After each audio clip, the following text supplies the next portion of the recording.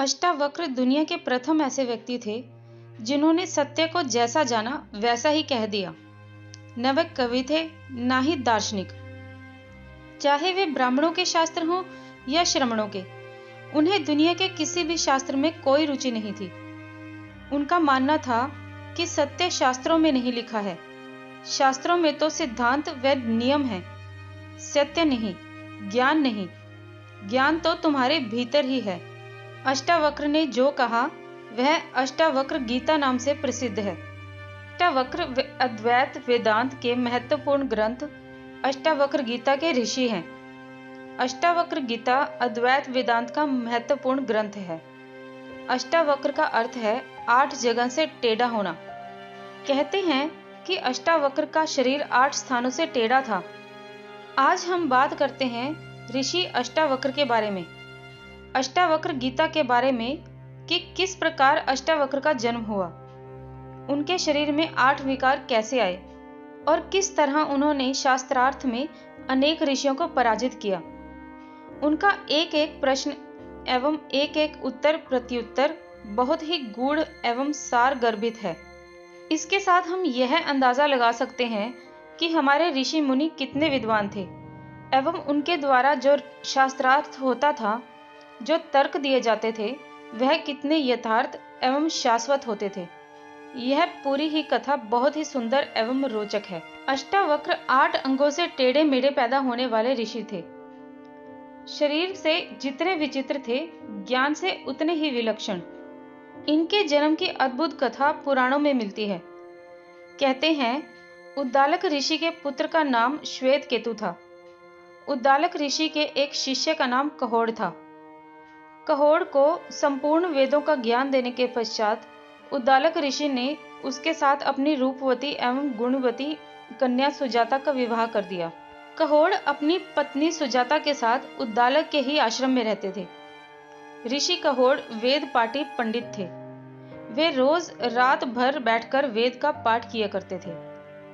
उनकी पत्नी सुजाता जब गर्भवती हुई तो एक रात गर्भ के भीतर से ही बालक बोला, हे पिता, आप रात भर वेद पाठ करते रहते हैं, लेकिन आपका उच्चारण कभी शुद्ध नहीं होता। मैंने गर्भ में ही आपके आशीर्वाद से वेदों के सभी अंगों का ज्ञान प्राप्त कर लिया है। गर्भस्थ बालक ने यह भी कहा कि रोज रोज के पाठ मात्र से क्या लाभ, वे तो केवल शब्द मात्र हैं। शब्दों में ज्ञान कहाँ? ज्ञान तो स्वयं में है। शब्दों में सत्य कहाँ? सत्य तो स्वयं में है। ऋषि कहोड़ के पास अन्य ऋषि भी बैठे थे। अजन्मे गर्भस्थ बालक की इस तरह की बात सुनकर उन्होंने अत्यंत अपमानित महसूस किया। बेटा अभी पैदा भी नहीं हुआ और इस तरह की बात कहे। वेदों के पंडित पिता का अहंकार चोट खा गया था। वे क्रोध से आग बबूला हो गए। क्रोध में पिता ने बेटे को अभिशाप दे दिया, हे बालक, तुम गर्भ में रहकर ही मुझसे इस तरह का वक्र वार्तालाप कर रहे हो। मैं तुम्हें श्राप देता हूं कि तुम 8 स्थानों से वक्र होकर अपनी माता के गर्भ से उत्पन्न होगे। कुछ समय पश्चात बालक का जन्म हुआ। शाप के अनुसार वह 8 स्थानों से ही वक्र पैदा हुआ। 8 जगह से कुबड़े और ऊंट की भांति इर्छे तिरछे, इसलिए उनका नाम अष्टावक्र पड़ा। अष्टावक्र के जन्म के पूर्व ही पिता ऋषि कहोड़ धन अर्जन की आवश्यकतावश राजा जनक के वहां गए, जहां शास्त्रार्थ का आयोजन था। 1000 गायें राजमहल के द्वार पर खड़ी की गई थी। उन गायों के सींगों पर सोना मड़ा था। उनके गलों में हीरे जवाहरात लटका दिए गए थे। शास्त्रार्थ की शर्त यह थी कि जो विजेता होगा वह इन गायों को हाँक कर ले जाएगा तथा विजेता हारने वाले का किसी भी तरह से वध कर सकेगा। शास्त्रार्थ राज्य के महापंडित वंदिन से करना होता था। कहते हैं शास्त्रार्थ में ऋषि कहोड़ हार गए, इसलिए विजेता पंडित वंदिन ने उन्हें पानी में डुबोकर मरवा डाला। जब काफी दिन तक ऋषि कहोड़ आश्रम में लौटकर नहीं आए तो उद्दालक ने उनकी खोज करवाई। उनके शिष्य द्वारा ज्ञात हुआ कि कहोड़ को शास्त्रार्थ में पराजित होने के फलस्वरूप वंदिन ने मरवा डाला है। इस तथ्य को बालक अष्टावक्र से छुपाकर रखा गया था। बालक अष्टावक्र अपने नाना उद्दालक को ही अपना पिता जानते थे। 12 वर्ष बीत गए। अष्टावक्र तो गर्भ में ही महान पंडित और ज्ञानी हो चुके थे। इसके साथ ही उसने अपने नाना उद्दालक के आश्रम में 12 वर्ष तक और अध्ययन किया। तब तो वह ब्रह्मा के समान मेधावी हो चुका था। तभी एक दिन अचानक उसे अपने पिता के बारे में वास्तविक तथ्य की जानकारी हुई। उसने अपनी माता से इस संबंध में पूछा। तब उसकी मां ने सारा वृतांत कह सुनाया। बालक अष्टावक्र को बड़ा आघात लगा। उसने उसी समय माता से कहा, मां, मुझे आज्ञा दो, मैं अभी जाकर उस दुष्ट को परास्त करता हूं, तभी मैं अपने पिता का बदला ले सकूंगा। मां ने अष्टावक्र को बहुत समझाया कि यह उसके लिए घातक होगा। वह अभी बालक है, लेकिन अष्टावक्र नहीं माना। वह अपने मामा श्वेत केतु के साथ राजा जनक की नगर की ओर चल पड़ा। उस समय जनक के वहां महायज्ञ हो रहा था। उसमें भाग लेने के लिए देश भर से अनेक पंडित बुलाए गए थे। अष्टावक्र सीधे राजप्रसाद की ओर गए, लेकिन द्वारपाल ने अंदर जाने से उन्हें रोक दिया। उसने कहा कि वृद्ध और चतुर ब्राह्मण ही यज्ञ में जाने के अधिकारी हैं। बालकों को इसके अंदर जाने का अधिकार नहीं है। इस पर अष्टावक्र ने द्वारपाल से कहा, द्वारपाल, सिर के बाल सफेद होने से कोई मनुष्य वृद्ध नहीं हो जाता। जो व्यक्ति बालक होकर भी ज्ञानी है, उसे ही देवताओं ने विद्वान कहा है। अगर ऋषियों द्वारा स्थापित धर्म के अनुसार विचार करो तो अवस्था से, बाल पकने से, धन से या बंधुओं के अधिक होने से मनुष्य को कोई महत्व नहीं मिलता। वेदों को जानने वाले विद्वान ही महत्व और वृद्ध हैं। हम तुम्हारे महापंडित वंदिन को देखने आए हैं। हम उस वंदिन को शास्त्रार्थ में परास्त करके विद्वानों को चकित कर देंगे। तब तुम्हें हमारी मेधा के बारे में मालूम होगा। यह सुनकर द्वारपाल ने अष्टावक्र को अंदर जाने दिया। अष्टावक्र दरबार में भीतर चले गए। महापंडित भीतर इकट्ठे हुए थे। पंडितों ने उसका 8 भागों से टेढ़ा मेढ़ा शरीर देखा। वह चलता तो भी लोगों को देखकर हंसी आ जाती। उनका चलना भी बड़ा हास्यास्पद था। सारी सभा अष्टावक्र को देखकर हंसने लगी। उन्हें हंसता देख अष्टावक्र भी खिलखिलाकर हंसे। जनक को यह सब बड़ा विचित्र लगा। उन्होंने अष्टावक्र से पूछा कि ये सब हंसते हैं, वो तो मैं समझ गया कि क्यों हंस रहे हैं, परंतु बालक, तुम क्यों हंस रहे हो? 12 वर्ष के बालक अष्टावक्र ने कहा कि मैं इसलिए हंस रहा हूं कि चमड़े के पारखियों की सभा में सत्य का निर्णय हो रहा है। यह सुनकर सभी सन्न रह गए। सभा में सन्नाटा छा गया। महापंडितों की जमात तिलमिला उठी। सम्राट जनक ने धैर्यपूर्वक पूछा, बालक, तुम्हारा मतलब क्या है? अष्टावक्र जरा भी विचलित नहीं हुआ। उसने जवाब दिया कि बड़ी सीधी सी बात है।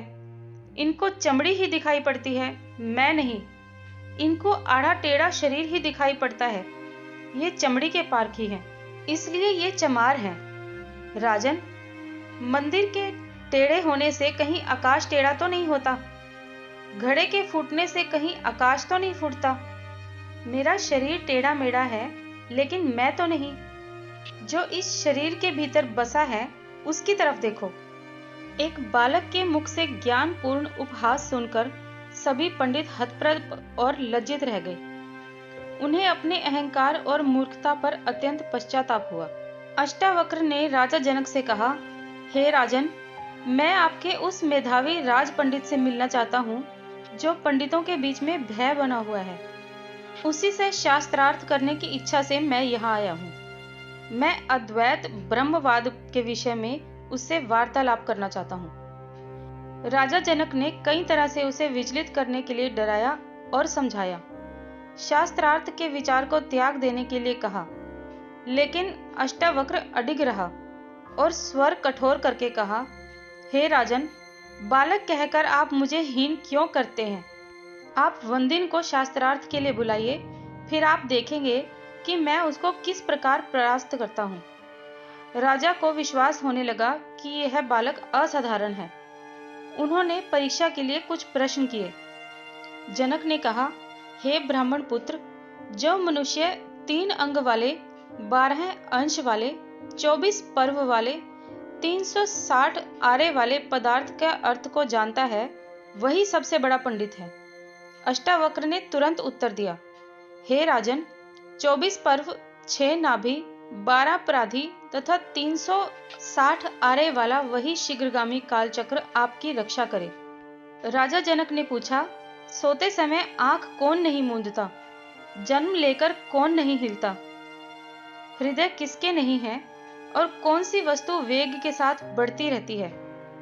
अष्टावक्र ने कहा, मछली सोते समय अपनी आंख नहीं मूंदती, अंडा उत्पन्न होकर नहीं हिलता, पत्थर के हृदय नहीं होता, नदी वेग से बढ़ती रहती है। अष्टावक्र के वचनों को सुनकर राजा जनक प्रसन्न हो गए।